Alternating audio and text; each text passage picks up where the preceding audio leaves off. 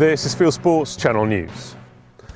Hunt saboteurs have been told not to violate coronavirus lockdown in order to record badger sets.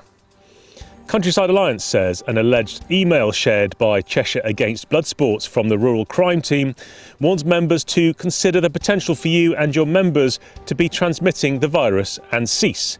The email came after the group shared a post on Tuesday the 25th of March showing video of a fox taken while setting up some cameras to monitor a badger set. The group denies breaking rules, insisting the video was taken pre-lockdown, and accused hunt organisers of setting them up. Animal rights gangs are also in trouble for money grabbing. Anti-badger cull activists have received backlash for asking high-risk followers to include hunt saboteurs in their wills following the coronavirus outbreak. In a post on social media, they wrote, "On a very morbid but important note, if like some of our older members and those with high blood pressure or diabetes who are in the high-risk group and you are in the process of writing your will, please consider the Hunt Saboteurs Association." The Australian government has banned the sale of guns and ammunition. There are exemptions for pest controllers, landowners and even shark control contractors, but shooters are angry, if not quite up in arms, about the ban which they say targets them unfairly. Here's Rob Fickling from the Beyond the Divide hunting TV show, which airs in Australia. I hate to sound a bit Texan here, but it's more about your freedom and your rights and everything like that. You know, no one else has been targeted anywhere in the country under these rules, no specific group. You can see the whole of Rob's interview on our weekend chat show, which is out on Friday. Police are appealing for information after bikers wrecked moorland. Derbyshire Rural Crime Team posted video of a group on scramblers on the Kinder Scout area of the Peak District. One of the riders appears to assault the cameraman. Police said incidents like this are getting all too frequent, and it was the second assault by a rogue bike reported this year. The post said police have information which should help identify one of the riders.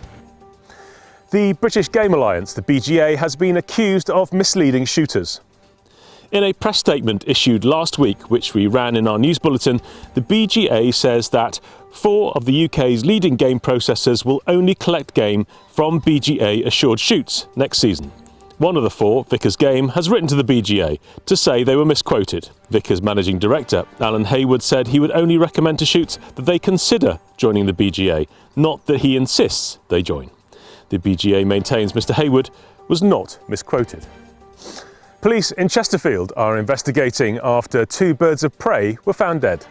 A kestrel and a buzzard were found on Monday the 23rd of March, according to Derbyshire Live website. Officers suspect the birds were poisoned and not shot. They're appealing for anyone with information to contact Derbyshire Rural Crime Team or Crime Stoppers. A royal plan to build a safe haven for red squirrels has ground to a halt. Prince Charles had hoped to build a reserve in woodland at Dumfries House, near Cumnock in Ayrshire. Scottish National Heritage wanted to know where the squirrels would come from and how they could be protected from their grey rival.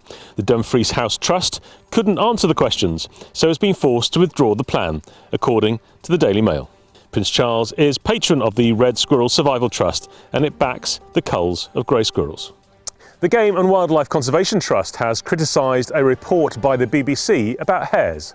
On its blog, the GWCT wrote that in the March issue of BBC Wildlife, science writer Ben Hoare claimed that controversial culls of mountain hares in Scottish Highlands led to drastic population declines.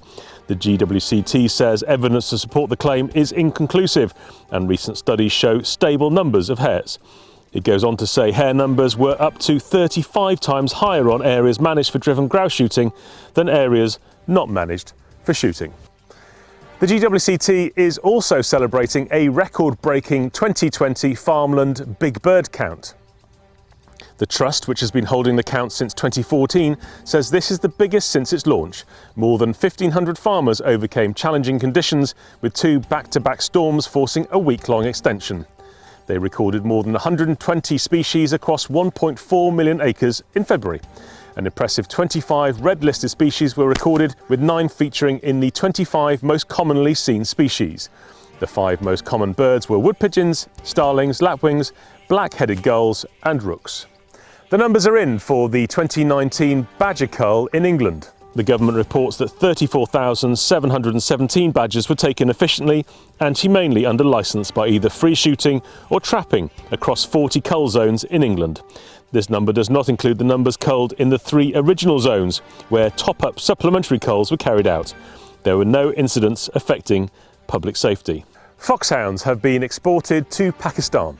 The hounds will spend a year helping the Peshawar Vale Hunt establish a new pack in Attock. The hounds won't be chasing foxes but jackals. The plan was dreamt up by Faisal Ali Khan, a businessman and landowner who studied at Oxford, where he fell in love with hunting, according to the Sunday Telegraph. A conservation group is concerned that animal rights groups are calling the shots when it comes to wildlife trade. The Conservation Imperative says that CITES, which was set up to control the trade in endangered species, now wants prohibition of any trade. The group says animal rights activists ultimately like to see everything listed in Appendix 1 of the CITES Convention. Conservation Imperative says that CITES is in danger of ignoring the plight of humans in places like Botswana, where lives and livelihoods are threatened by encounters with wildlife. Norway's walkers are being warned about wolves. Reports of 2 wolves hassling dog walkers near the town of Mastmoen prompted the alert. One dog owner is said to have screamed at the wolves when they came within metres of him, scaring them back into the forest. A day earlier, the walkers reported a deer taken by a wolf in the same area. Hunters in Western Australia have had a successful weekend. William's Red Card Fox Shoot is a community-based feral animal management programme. Over 2 days, 32 teams bagged 281 foxes, 208 rabbits, 18 cats and 13 pigs. Organisers say they might have got more if it hadn't been for bad weather on the second day. Staying down under, and the Australian media is saying that doomsday preppers are avoiding coronavirus by heading into the bush. Dozens of survivalists are planning for the worst-case scenario, according to Channel 9 News. The channel quotes a prepper saying there are about 30 of them, and they've got a top-secret spot about 100 kilometres from Melbourne, where they'll set up camp and they'll be roughing it with enough supplies to last 3 months. At the same time, another prepper told the channel people who are panic buying are overreacting. The Norwegian Archery Association has applied for a trial scheme to reintroduce bow hunting. The application is supported by several hunting associations who want bow hunting reintroduced, as it has been in other European countries. In Finland and Denmark, bow hunting has been legal since the early 1990s. Denmark recently increased the types of game that can be bow hunted.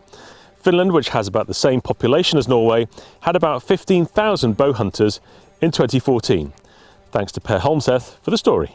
America's Department of Homeland Security has listed weapon shops and shooting ranges as essential. It effectively puts gun shop and range staff in the same category as hospital workers and first responders.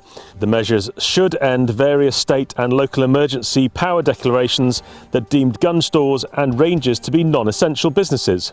However, the document also says the guidelines are advisory in nature and is not a federal directive. An anti-poaching police officer has been shot in South Africa. 49-year-old Lieutenant Colonel Leroy Brewer died in a hail of bullets near Kruger National Park while on his way to work.